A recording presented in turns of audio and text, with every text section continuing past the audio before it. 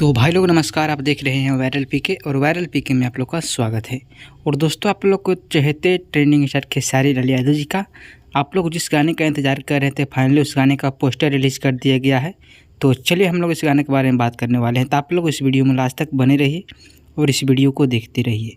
तो दोस्तों, आपको बता दें कि गाना का टाइटल है चला डाल के, जो कि इस गाने को लिखे हैं अभिषेक भोजपुरिया, म्यूजिक है मोनू सिन्हा का, जो कि इस गाने को गाए हैं आप लोग को चहेते ट्रेंडिंग स्टार खेसारी लाल यादव जी।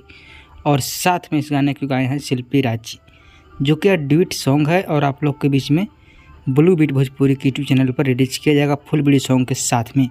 तो आप लोग फिलहाल इसको टीजर देखेंगे आप लोग ब्लू बीट भोजपुरी के यूट्यूब चैनल पर। कल सुबह टीजर को रिलीज किया जाएगा। तो आप लोग कल टीजर देखिए और परसों यानी कि 15 तारीख को आप लोग के बीच में फुल वीडियो सॉन्ग भी रिलीज कर दिया जाएगा। तो आप लोग जरूर देखें, ढेर सारा प्यार दें। तो चलिए मिलते हैं किसी अगले वीडियो के साथ में, तब तक के लिए जय हिंद।